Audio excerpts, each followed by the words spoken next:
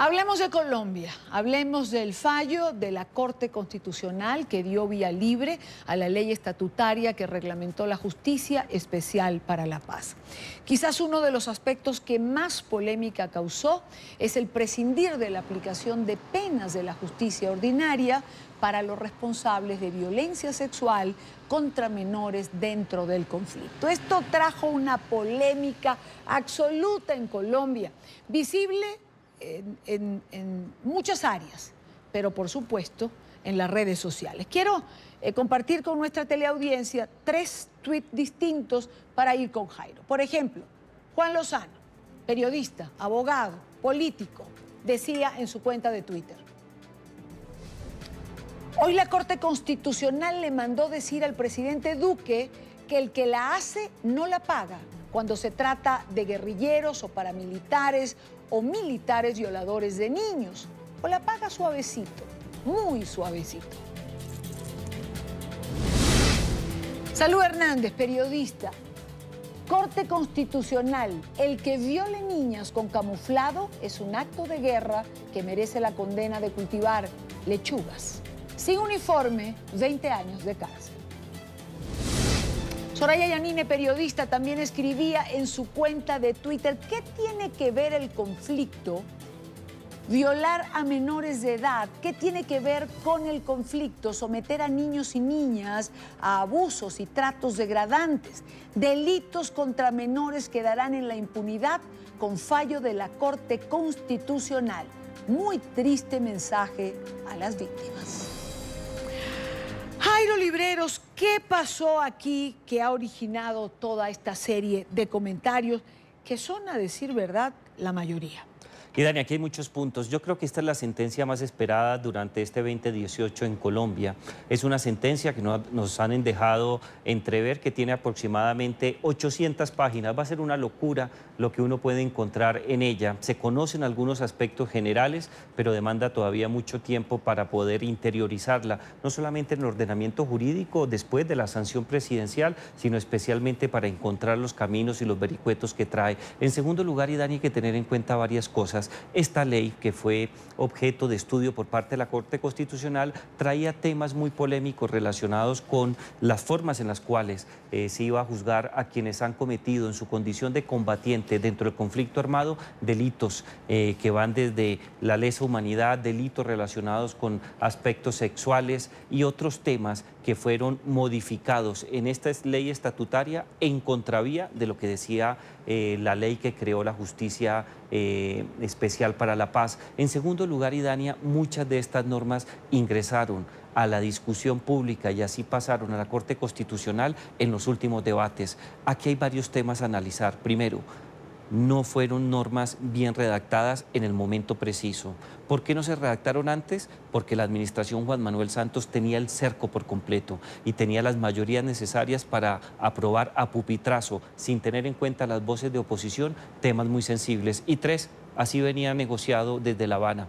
Yo creo que aquí el tema es muy difícil para la Corte Constitucional porque siguió el ordenamiento establecido en la jerarquía de las normas, pero también sale rajada la Corte Constitucional porque si hay algo claro en las constituciones de América Latina es precisamente la protección de los intereses superiores de los niños frente al resto de la sociedad. Y en ese fallo, por lo menos en lo que conocemos, no quedó para nada garantizado ese principio. Los menores, además de haber sido víctimas del reclutamiento, de la persecución, del conflicto armado y de las violaciones, son doblemente victimizados en todas estas categorías que acabo de establecer cuando se le dice a las FARC que con penas menores, entre comillas alternativas, borrón y cuenta nueva. Mientras Colombia se debate en opiniones en relación a esto, también se conoce, por ejemplo, testimonios de desmovilizadas víctimas de la FARC. Veamos la siguiente historia, ya regreso con Jairo. Cuando apenas tenía 15 años, a ella, el Frente 21 de las FARC, que operaba en el sur de Tolima, la obligaron a pertenecer a las filas de esa guerrilla. Ellos llegaron a la casa y me llevaron obligada. Asegura que durante los 2 años que estuvo en contra de su voluntad en las filas de las FARC, fue víctima de todo tipo de abuso y maltrato. Los comandantes siempre los obligaban a estar con ellos, quisieran o no quisieran. Entonces, ¿era eso o que lo fusilaran aún? Y a los 22 meses de pertenecer a la fuerza, a las FARC, según ella, fue obligada a abortar. Trató de ocultar su condición, pero fue imposible. Y el comandante delante de toda la guerrillera dijo que me tocaba practicarme el aborto, que si no quería, pues entonces nos moríamos los dos. Hoy, con 28 años de edad y tratando de volver a comenzar, asegura que no puede olvidar. Ese dolor sigue intacto y aunque pasen y pasen los años, el dolor sigue ahí. Y no es justo que ellos sigan disfrutando de la vida así y las verdaderas víctimas sigamos sufriendo.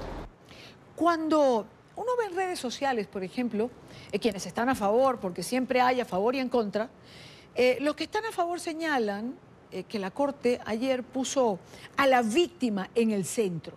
Pero cuando uno oye esto, se pregunta, ¿ciertamente la víctima está en el centro? No, Idania, yo creo que no. Yo creo que eso fue un sofisma de distracción, quizás montado de muy buena fe, no solamente porque era una oportunidad desde el punto de vista internacional y de las experiencias que regulan los mecanismos de justicia transicional al momento de salir de un conflicto, que las víctimas iban a ocupar un lugar preponderante, no solamente en la discusión de los acuerdos, sino en los beneficios relacionados con los estándares internacionales de verdad, justicia, reparación y acciones de no repetición. Pero yo creo que esas frases que fueron muy atractivas en su momento, hoy día están completamente destrozadas, no solamente por la sentencia de la Corte Constitucional, sino de manera particular por el proceder de diferentes instituciones. Es más, Idania, también aquí hay que hacer un llamado a determinar por qué se enreda tanto. La propia arquitectura penal relacionada con las formas en las cuales se condensan los comportamientos que son tachados y que se convierten en delitos tampoco colaboraba con ello.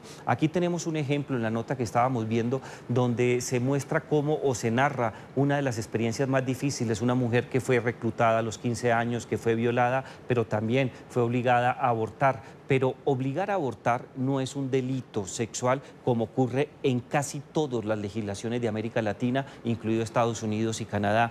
En Colombia, por darle una pena superior, lo sacaron de la categoría de delitos sexuales y lo llevaron a delitos contra la vida y la integridad personal. Al quedar ahí, dificultaba mucho más las cosas, porque en la discusión que en su momento se dio, se decía lo siguiente: si vamos a sancionar ese delito, toca sancionar todo el capítulo de vida y libertad e integridad. Si eso se hacía así, era imposible sacar adelante una negociación. Lo más prudente, lo más coherente con los derechos de los niños, niñas y adolescentes en Colombia, pero particularmente lo más coherente y decente frente a temas de justicia, era sancionar los delitos que tuvieran contenido sexual. Lamentablemente el gobierno de Juan Manuel Santos no puso el dique a tiempo, no logró negociar esta forma de proscripción de temas muy delicados relacionados con la sanción penal, y el resultado lo tenemos hoy. La Corte tiene responsabilidades sin lugar a dudas, puede ser muy discutible, cuestionable también, pero la arquitectura jurídica previa a esta situación no era la mejor. El presidente Duque se pronunció el día de hoy sobre el fallo de la Corte Constitucional. Esto decía: yo creo que en este país no podemos bajo ninguna circunstancia ni atenuar, ni diferenciar, ni tratar de darle un manejo distinto a delitos tan graves como la violación y el abuso de niños. Yo espero que en ese diálogo que tenemos que generar como sociedad, de una vez por todas, a ese tipo de conducta les demos siempre el mismo tratamiento y el que la haga la pague. Al que la haga, la pague, ¿realmente podrá revertirse esto? Es imposible, Idania. Hay dos comentarios sobre este tema. El presidente Duque, en el día de ayer, lanzó un programa de intervención de 100 días para garantizar la seguridad de la ciudadana, y de manera especial lanzaron una cantidad de estrategias para contener los delitos de mayor impacto social, el hurto a personas, el hurto a apartamentos, el hurto a vehículos, una cantidad de delitos que alteran la seguridad ciudadana. Recuperar un poco la seguridad. Sí, y fíjate que el nombre es bastante irónico. El nombre de este programa de 100 días es "el que la hace, la paga". Con base en esa frase se ha venido ya cayendo, porque yo creo que tenía un impacto importante por cuenta de la Corte Constitucional. En segundo lugar, pensar que es viable en estos momentos sacar una reforma de la Constitución, llámelo por vía del Congreso, convocando un referendo, pues yo creo que es una iniciativa interesante, que sería justa, pero también tiene un tufillo populista muy grande, así sectores que se han sido resultados, que han sido víctimas de estas situaciones, lo puedan a uno descalificar, porque en estos momentos es imposible modificar cualquier norma jurídica que en estos momentos busque subsanar los problemas que se derivan del fallo de la Corte Constitucional, solamente entrarían a operar hacia el futuro. Lo que está en estos momentos regulado después de esta sentencia es inalterable. ¿Perdió la Corte con esta sentencia? Perdió mucho, perdió no solamente porque demostró que está desconectada con la vigencia superior de los derechos de los niños, niñas y adolescentes, sino de manera especial porque yo creo que esta era una oportunidad para demostrar su talante liberal, el respeto al derecho internacional y la protección de las víctimas. En estas tres áreas falló.